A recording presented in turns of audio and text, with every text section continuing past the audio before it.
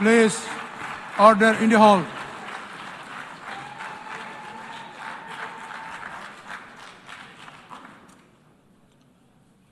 Mr. President, the families of our dear hostages languishing in the dungeons of Gaza, ladies and gentlemen, last year I stood at this podium and I showed this map. It shows the curse of Iran's terror axis. This axis threatened the peace of the entire world. It threatened the stability of our region and the very existence of my country, Israel. Iran was rapidly developing a massive nuclear weapons program and a massive ballistic missile program. These were meant not only to destroy Israel, they were meant also to threaten the United States and blackmail nations everywhere. From Gaza, Yahya Sinwar dispatched waves of Hamas terrorists. They stormed into Israel on October 7th and committed acts of unspeakable savagery.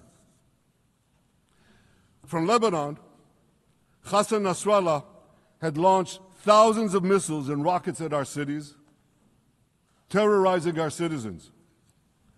In Syria, the murderous dictator Assad hosted Iran's forces, tightening a noose of death around our throats. In Yemen, the Houthis launched ballistic missiles at Israel while choking global trade at the mouth of the Red Sea. So what's happened over the past year? We've hammered the Houthis, including yesterday. We crushed the bulk of Hamas's terror machine. We crippled Hezbollah, taking out most of its leaders and much of its weapons arsenal. You remember those beepers, the pagers? We paged Hezbollah. And believe me, they got the message. And thousands of terrorists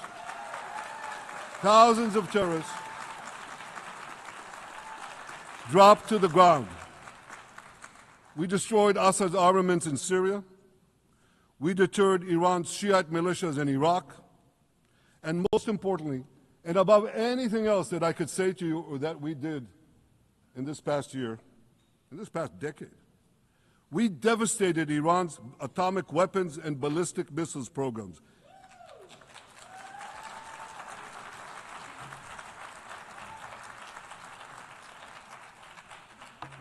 So here's where things stand today.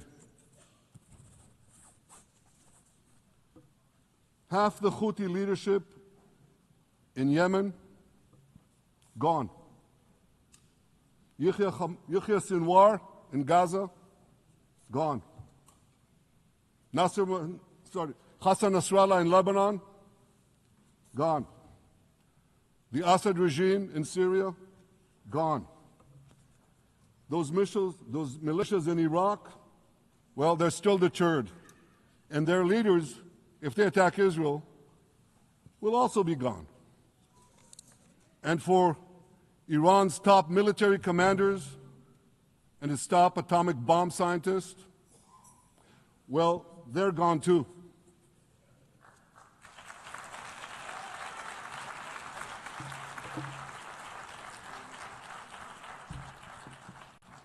Israel's 12-day war with Iran, which I renamed Operation Rising Lion, that's from the Bible.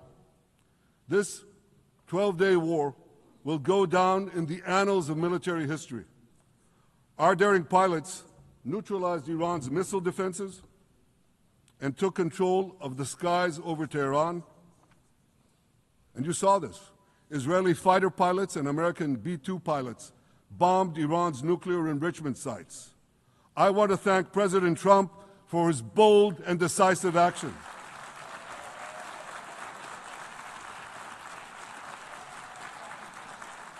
President Trump and I President Trump and I promised to prevent Iran from developing nuclear weapons, and we delivered on that promise.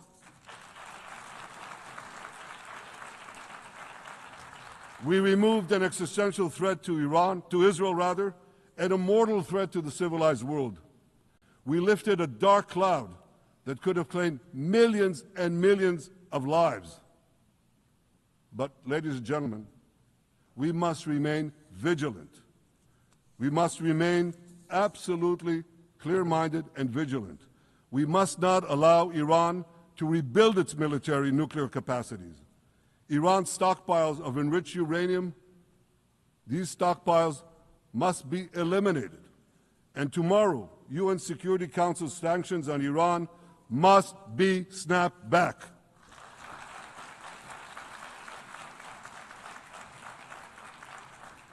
Thanks to the resolve of our people, the courage of our soldiers, and the bold decisions we took, Israel rebounded from its darkest day to deliver one of the most stunning military comebacks in history.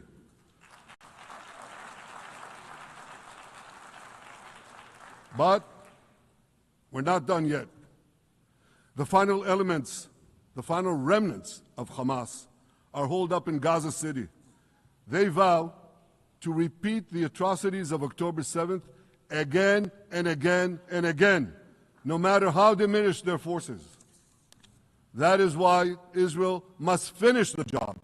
That is why we want to do so as fast as possible.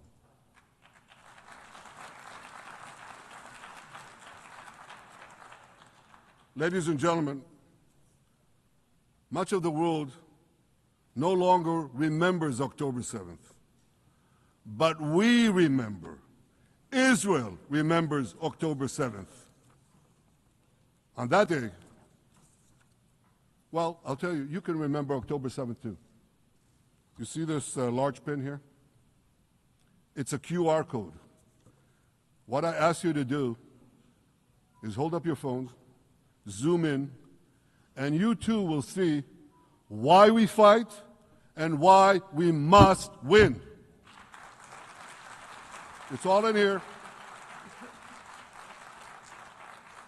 On October 7th, Hamas carried out the worst attack on Jews since the Holocaust. They slaughtered 1,200 innocent people, including over 40 Americans and foreign nationals from dozens of countries represented here. They beheaded men. They raped women. They burnt babies alive. They burnt babies alive in front of their parents. What monsters! And these monsters took more than 250 people hostage. And those included Holocaust survivors, grandmothers and their grandchildren. Who takes hostage grandmothers and grandchildren? Hamas does. So far, we've brought home 207 of these hostages, but 48 still remain in the dungeons of Gaza. 20 of them are alive, deprived of humanity. These are the names of the 20 living hostages. Matan Angrest, Gali and Zerv Berman, brothers. Elkanah Buchbot, Rom Braslavsky, Nimrod Cohen, Ariel and David Cunyo, another pair of brothers. Guy Gilboa Dalal, Eviatar David. You saw the picture of Eviatar David. Emaciated, forced to dig his own grave. Maxim Herkin, Eitan Horn, Segev Kalfon, Bar Kupperstein, Omri Meran, Eitan Moore, Yosef Chaim Ochana, Alon Ohel, Avinatam Or, and Matan Tsengarker. Now, ladies and gentlemen, I want to do something I've never done before. I want to speak from this forum directly to those hostages through loudspeakers. I've surrounded Gaza with massive loudspeakers connected to this microphone in the hope that our dear hostages will hear my message. And I'll say it first in Hebrew and then in English. אחינו הגיבורים, מדבר ראש הממשלה בנימין נתניהו. אני פונה עליכם מעל בימת האו"ם. לא שכחנו אתכם, אפילו לא לשנייה. העם כולו איתכם, ואנחנו לא נשקוט ולא נרפה עד שנחזיר את כולכם הביתה, החיים והחללים כאחד.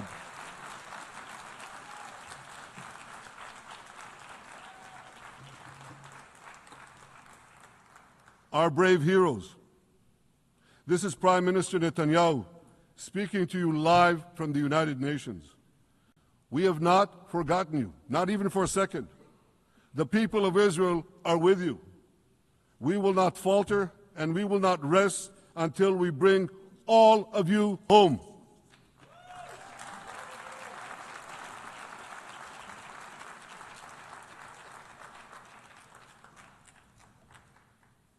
Ladies and gentlemen, thanks to special efforts by Israeli intelligence, my words are now also being carried. They're streamed live to the cell phones of Gazans. So to the remaining Hamas leaders and to the jailers of our hostages, I now say, lay down your arms. Let my people go. Free the hostages, all of them, the whole 48. Free the hostages now.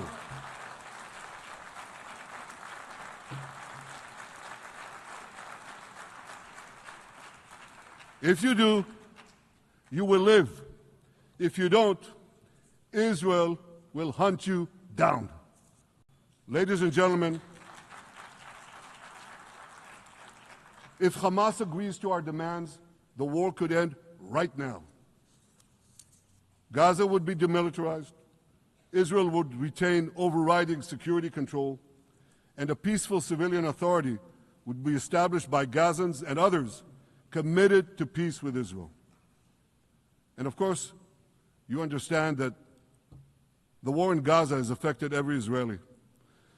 But I'm sure there are people in New York or in London or in Melbourne and elsewhere who are probably thinking, what does all of this have to do with me? And the answer is everything. Because our enemies are your enemies. So let's do something else. So first at the UN, let's do a pop quiz. And raise your hand if you know the answer. Here's the first question. Who shouts death to America? Is it A, Iran, B, Hamas, C, Hezbollah, D, the Houthis, or E, all of the above? All of the above. Correct. All of the above.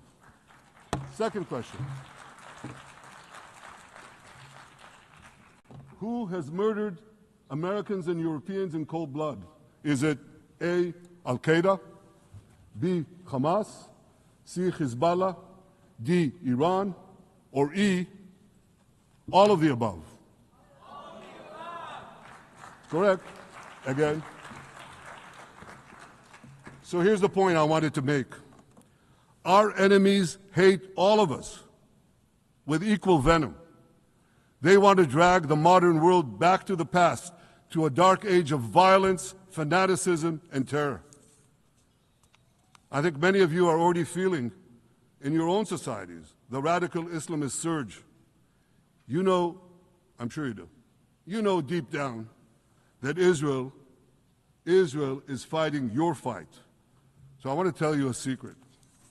Behind closed doors, many of the leaders who publicly condemn us privately thank us.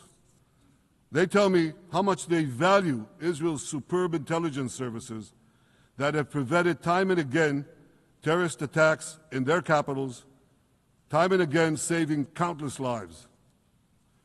General George Keegan, former head of U.S. Air Force intelligence, once said, if the United States had to gather on its own the intelligence that Israel gives us, we would have to establish 5 CIAs. 5 CIAs. This past June, when Israel struck Iran's nuclear facilities, German Chancellor Merz admitted the truth. He said, Israel is doing the dirty work for all of us. President Trump understands better than any other leader that Israel and America face a common threat. He showed the world that when Iran and its proxies murder Americans, take Americans hostage, shout death to America, burn American flags, and try to assassinate the President of the United States, not once, but twice. He showed them there is a price to pay for all that.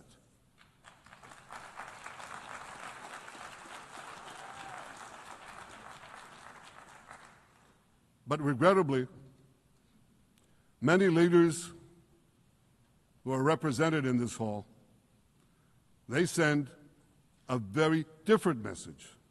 Sure, in the days immediately following October 7th, many of them supported Israel. But that support quickly evaporated when Israel did what any self-respecting nation would do in the wake of such a savage attack. We fought back. Now just imagine, just sit back for a second and imagine an attack against America proportioned to the attack against Israel on October 7th. Imagine a regime, a terror regime, dispatching thousands of terrorists to invade the United States. They massacre 40,000 Americans. They take 10,000 Americans hostage. What do you think America would do? You think America would leave that regime standing? You don't think that. No way, not a chance. The United States would wipe out that terror regime and ensure that such savagery would never threaten America again. This is precisely what Israel is doing in Gaza. We're wiping out the terror regime of Hamas and ensuring that this savagery will never threaten Israel again. That's what we are doing. That's what any self-respecting government would do.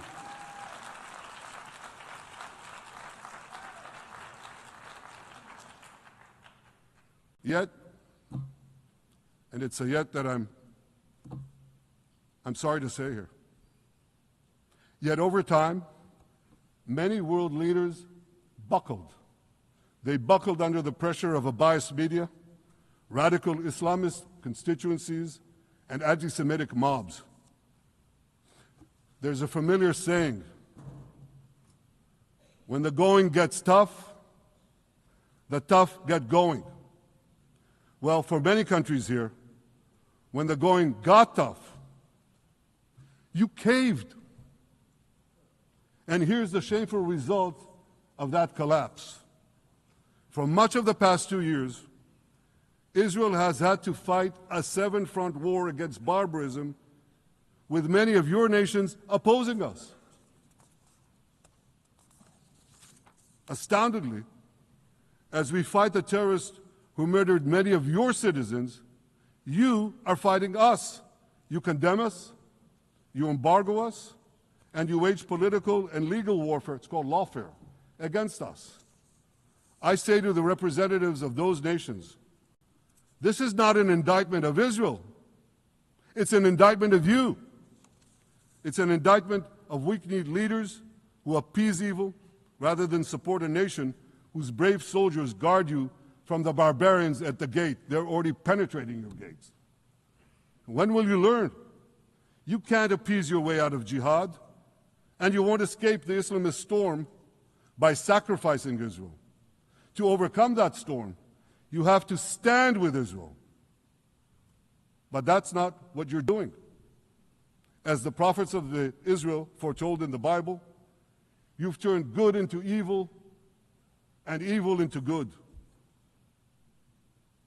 Now I want to drill down on this. Take the false charge of genocide. Israel is accused of deliberately targeting civilians. Ladies and gentlemen, the opposite is true.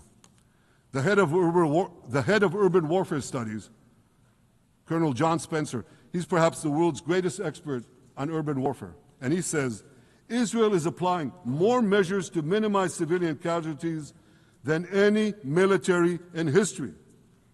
And because we're doing that, The ratio of non-combatant to combatant casualties is less than 2 to 1 in Gaza. That's an astoundingly low ratio, lower than NATO's wars in Afghanistan and Iraq, especially when you consider that Gaza is one of the most densely populated urban areas on Earth. It has hundreds of miles of terror tunnels underground, and it has countless terror towers above ground, and thousands of terrorists embedded in the tunnels and in these towers in civilian areas. If you want to see what measures Israel takes to avoid civilian casualties in this war, just look at what we're doing now in Gaza City, the last Hamas stronghold, one of the 2 last strongholds. For 3 weeks, Israel dropped millions of leaflets, sent millions of text messages, and made countless phone calls urging civilians to leave Gaza City before our military moves in. At the same time, Hamas implants itself in mosques, schools, hospitals, apartment buildings, and tries to force those civilians not to leave, to stay in harm's way. And it often threatens them at gunpoint if they try to do so. For Israel, every civilian casualty is a tragedy. For Hamas, it's a strategy. Hamas uses civilians as human shields and as props in its sick propaganda war in Israel, against Israel, a propaganda war that the Western media buys hook, line, and sinker. Now, despite Hamas's threats, close to 700,000 Gazans, almost 750,000, have already heeded our calls and moved to safe zones. Now I want to ask you a simple question, a simple, logical question. Would a country committing genocide plead with the civilian population it is supposedly targeting to get out of harm's way? Would we tell them, get out, if we want to commit genocide? We're trying to get them out. And Hamas is trying to keep them in. And this charge is so baseless. The comparison to genocide, wholesale slaughter of populations. What, did the Nazis ask the Jews to leave, kindly leave, go out? Did others, you want me to name all the genocidal leaders of history? Just go one by one. Did anyone do this? Did they say, get out so we can come in? Of course not. So the truth has been turned on its head. Hamas, a genocidal terrorist organization whose charter calls for the murder of all Jews on the planet, this genocidal organization is given a pass. It's barely mentioned. While Israel, which does everything it can to get civilians out of harm's way, Israel is put in the dock. What a joke. You want to hear another one? Israel is accused of deliberately starving the people of Gaza when Israel is deliberately feeding the people of Gaza. Since the beginning of the war, Israel has let into Gaza more than 2 million tons of food and aid. That's 1 ton of aid for every man, woman, and child in Gaza. Nearly 3,000 calories per person per day. Some starvation policy. If there are Gazans who don't have enough food, it's because Hamas is stealing it. Hamas steals it, hoards it, and sells it at exorbitant prices to fight its war machine. Last month, even the UN, not exactly a supporter of Israel. You're supposed to laugh, by the way. Last month, even the UN admitted that Hamas and other armed groups looted 85% of the trucks. That's why you have deprivation. Those who peddled the blood libels of genocide and starvation against Israel are no better than those who peddled blood libels against the Jews in the Middle Ages when they falsely accused us of poisoning wells, spreading plague, and using the blood of children to bake Passover matzahs. Anti-Semitism dies hard. In fact, it doesn't die at all. It just keeps coming back with its libelous lies, refurbished, regurgitated over and over again. And I want to tell you something else. These anti-Semitic lies, they have consequences. In recent months, Jews have been assaulted in Canada, Australia, Britain, France, the Netherlands, and elsewhere. Here in America, an elderly Holocaust survivor was burned to death in Colorado. And a beautiful young couple from the Israeli embassy in Washington was brutally gunned down right in front of the Holocaust Museum there. Thankfully, President Trump's administration is forcefully fighting the scourge of anti-Semitism, and every government here should follow its lead. But instead, many do the opposite. They actually reward the worst anti-Semites on earth. This week, the leaders of France, Britain, Australia, Canada, and other countries unconditionally recognized a Palestinian state. They did so after the horrors committed by Hamas on October 7th. Horrors praised on that day by nearly 90% of the Palestinian population. So let me say that again. Nearly 90% of Palestinians supported the attack on October 7th. It's not supported only, they celebrated it. They danced on the rooftops. They threw candies. That's both in Gaza and in Judea, Samaria, the West Bank, as you call it. And it's just the way they celebrated another horror, 9/11. They danced on the rooftops. They cheered. They threw candy. You know what message the leaders who recognized the Palestinian state this week sent to the Palestinians? It's a very clear message. Murdering Jews pays off. Well, I have a message for these leaders. When the most savage terrorists on earth are effusively praising your decision, you didn't do something right. You did something wrong, horribly wrong. Your disgraceful decision will encourage terrorism against Jews and against innocent people everywhere. It will be a mark of shame on all of you. But wait a minute, Mr. Prime Minister, they tell me. Wait a minute. We believe in a two-state solution where the Jewish state of Israel will live side by side in peace with the Palestinian state. There's only one problem with that. The Palestinians, they don't believe in this solution. They never have. They don't want a state next to Israel. They want a Palestinian state instead of Israel. And that's why every time they were offered a Palestinian state, but were required to end the conflict with Israel and recognize the Jewish state, every time, over the decades, they turned it down. And that is why every time they were given territory, they used it to attack us. In fact, they effectively had a Palestinian state in Gaza. So what did they do with that state? Peace? Coexistence? No. They attacked us time and time again. Totally unprovoked. They fired rockets into our cities. They murdered our children. They turned Gaza into a terror base from which they committed the October 7th massacre. So here's the uncomfortable truth. The persistent Palestinian rejection of a Jewish state in any boundary is what has driven this conflict for over a century. It is still driving it. It's not the absence of a Palestinian state. It's the presence and existence of a Jewish state. And I find it amazing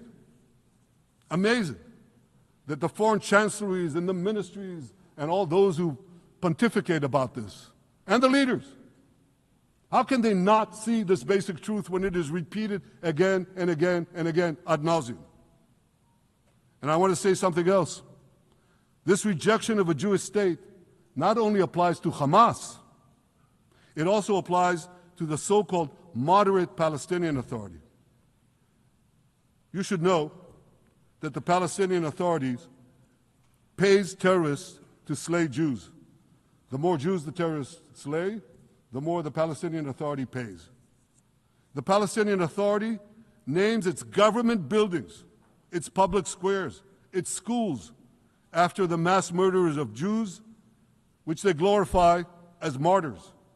They pay and glorify not just the killer of Jews, but also killers of Christians. Christians like Taylor Force, an American veteran who was brutally murdered in Israel by Palestinian terrorists. But, that I hear from the Western leaders. They tell me, the PA promised us it will reform. And I know this time, Prime Minister, it will be different. Yeah, right. We've heard these promises for decades. They always promise. They never deliver. Because you see, the Palestinian Authority is corrupt to the core. They haven't held elections in 20 years. They use the same textbooks as Hamas, exactly the same textbooks. They teach their children to hate Jews and destroy the Jewish state. And Christians don't fare much better. When Bethlehem, the birthplace of Jesus, was under Israeli control, 80% of its residents were Christians. But since the PA took control, that number has dwindled to under 20%. These are the people you want to give a state to? What you're doing is giving the ultimate reward to intolerant fanatics who perpetrated and supported the October 7th massacre. Giving the Palestinians a state 1 mile from Jerusalem after October 7th is like giving Al-Qaeda a state 1 mile from New York City after September 11th. This is sheer madness. It's insane, and we won't do it.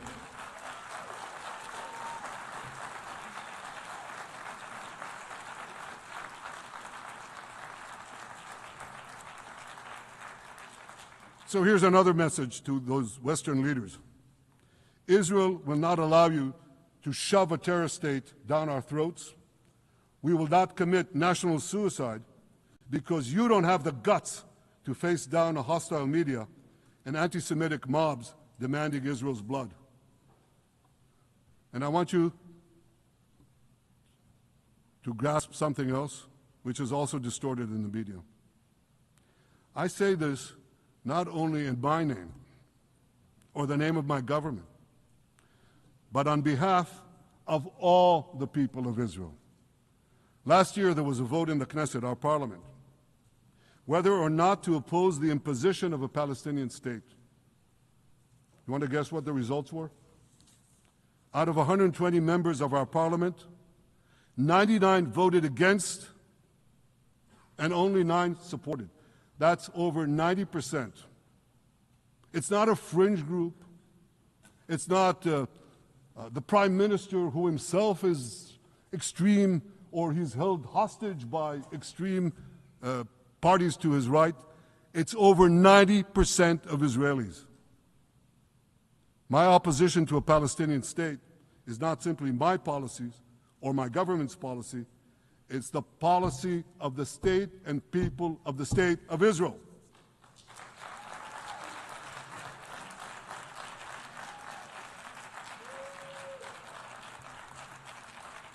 Western leaders may have buckled under the pressure. And I guarantee you one thing, Israel won't.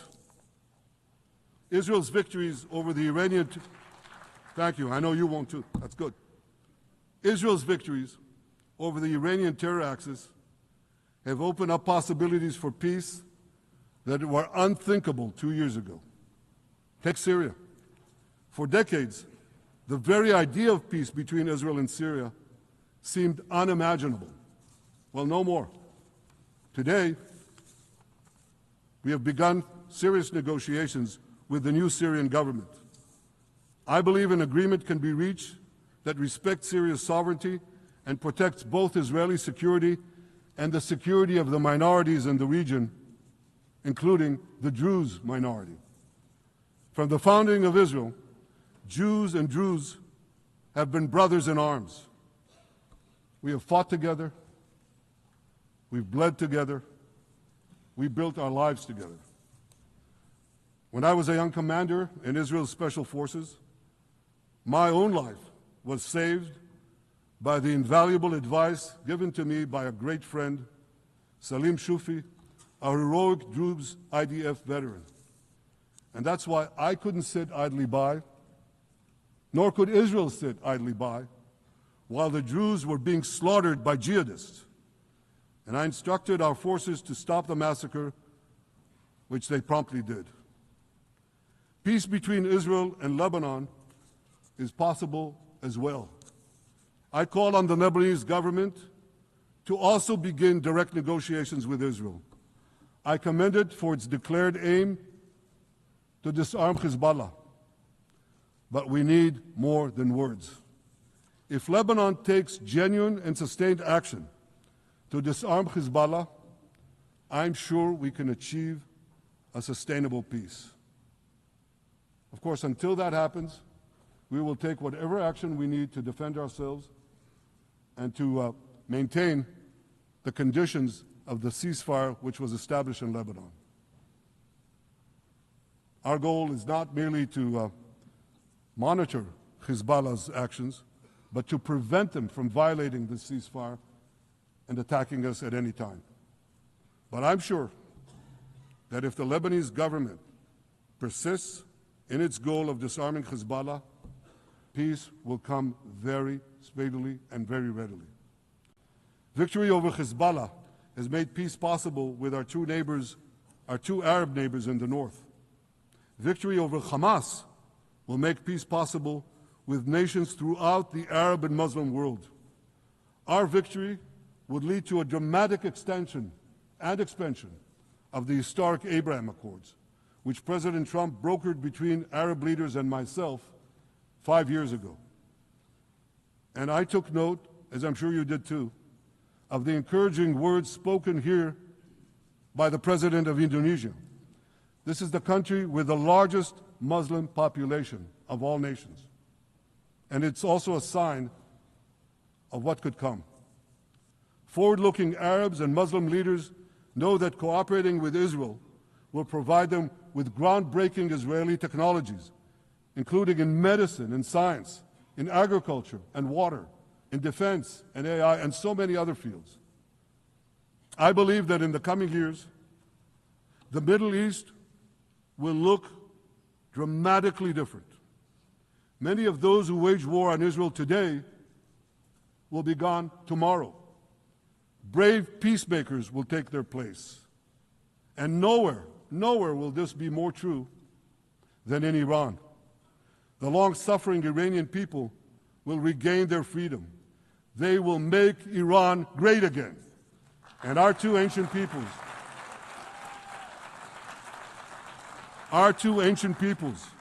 the people of Israel and the people of Iran, will restore a friendship that will benefit the entire world.